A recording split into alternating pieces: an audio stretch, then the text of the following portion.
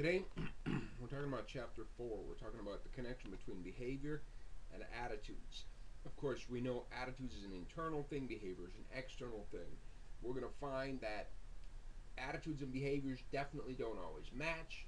We're going to find that sometimes our attitudes can create our behaviors, but more often, or just as often, our behaviors can create our attitudes, right? What we believe influences what we do, but what we do also influences what we believe. Okay, it's a roundabout system. So, attitudes first: a favorable or unfavorable, evaluative reaction towards something or someone. Blah blah blah blah blah. But you see, attitudes consist of thoughts, emotions, and behaviors. Put them together, that's an attitude. Whatever. Okay. Blah blah blah blah. I like this. The functions, the psychological functions of attitudes. If you're a behaviorist, then you look at attitudes as something very utilitarian, as very useful, very pragmatic, very useful for you, and it helps a person achieve reward and to gain approval and things like that.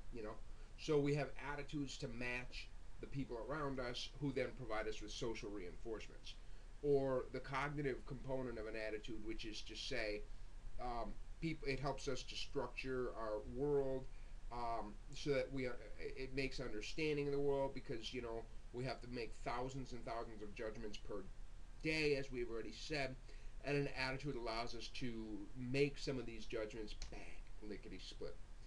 Or if you are psychoanalytic or humanistic, you might go with these other funky ones.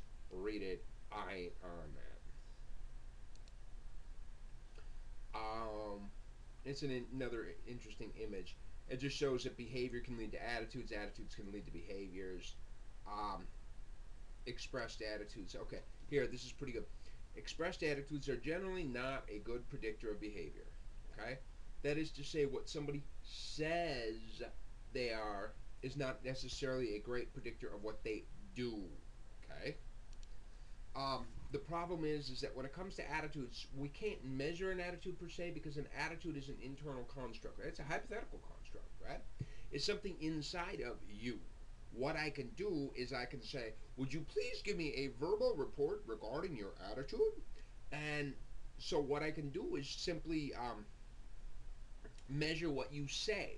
And what you say is not really necessarily a good reflection of the truth, because of you're often giving me socially desirable responding, something that's maybe not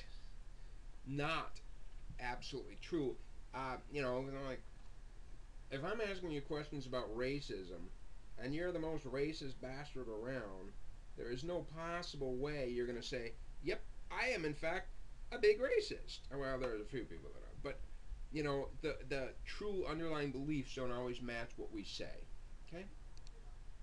Um, but here, this is interesting. Um, though it's true that expressed attitudes don't do a great job of predicting behaviors, at the same time they do. The principle of aggregation, that is to say, well, this baseball analogy, if a baseball player has a 400 average, and this, by the way, I think that's pretty good. I don't really watch baseball, and they go up, will they hit the ball? I don't know. Maybe yes, maybe no. I don't know. I don't know. I don't know.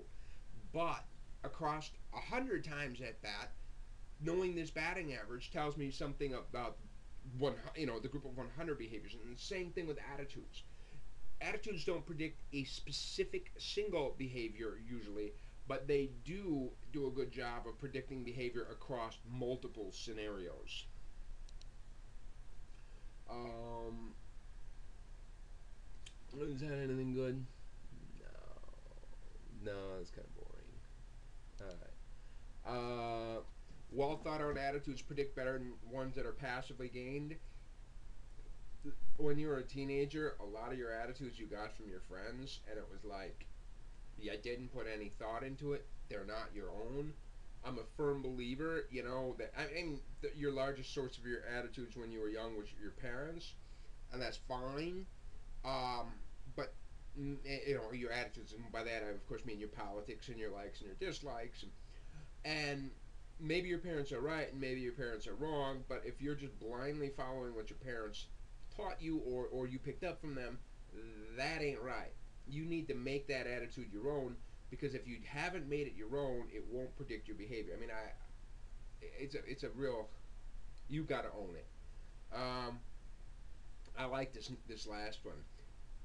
They took in a shopping store and they added mirrors at eye level in the store, and shoplifting just went straight down.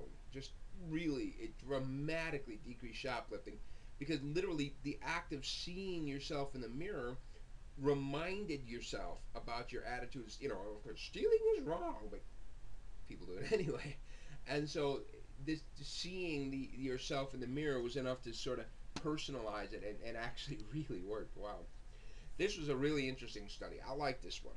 This one was, they put together a letter, like a scholarship letter.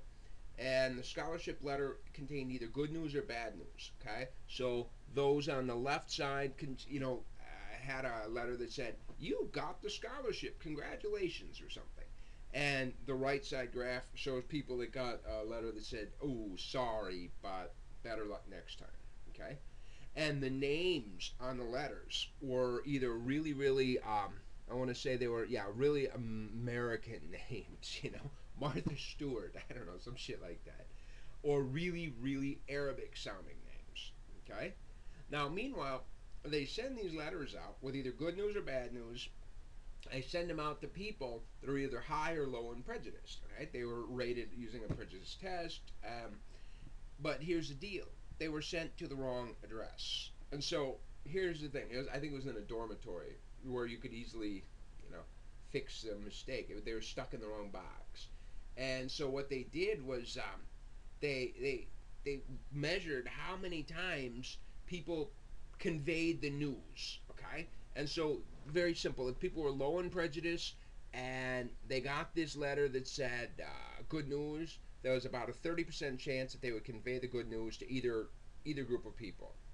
If people were considered low in prejudice and it was bad news, then they were less likely to convey the news to anybody, but even less likely to the Arabic students. But what gets interesting is those people that are high in prejudice, when they're given good news in the wrong box and it had an Arabic sounding name, they were like, I ain't passing this information along. Or even scarier, when they found this Arabic sounding name and it was bad news, remember Schadenfreude? And it was bad news, they were really likely to send that along and say, ha ha ha, look at you.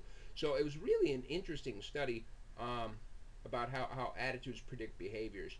But again, I mean, if these are at 30%, then that means 70% didn't, right? It's like the principle of aggregation again. So our behavior can affect our attitudes, especially in regards to things like role playing. A role is a set of norms that define how people in a certain ought to behave. I, as a husband, have certain roles to play. I, as a father, have certain behaviors to perform and stuff. And the performance of these behaviors changes my attitudes.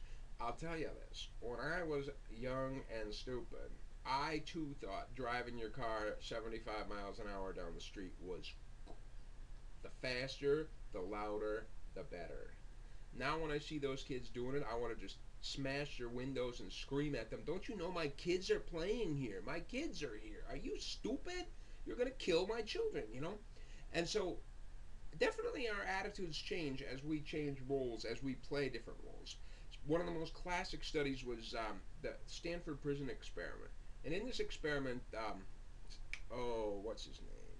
It's Philip Zimbardo. He took some college students and he randomly assigned, all men, randomly assigned them to be prisoners or guards.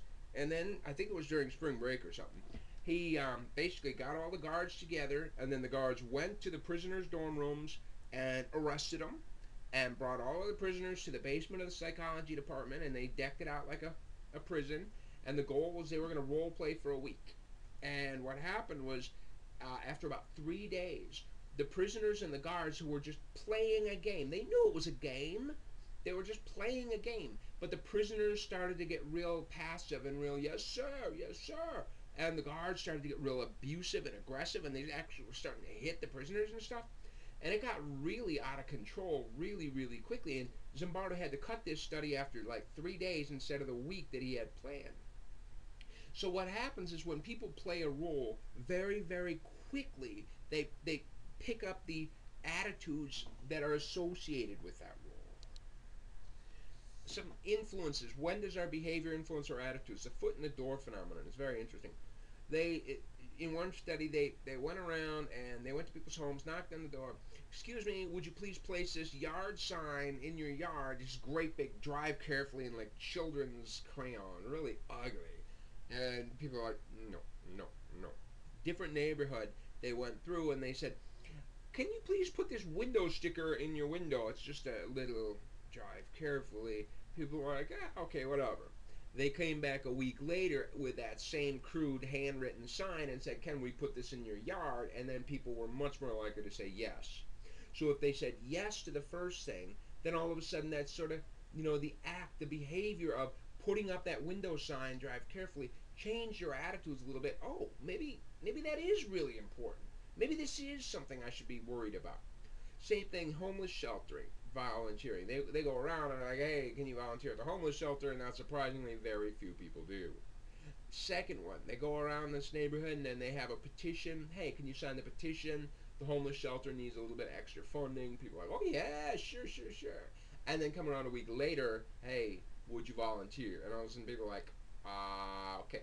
And they're much more likely to volunteer after having signed the petition in the first place. Or, of course, what does a salesman or something do? Can I have a moment of your time? You've given them something. Therefore, that's more important. The very act, the behavior, changes the attitude.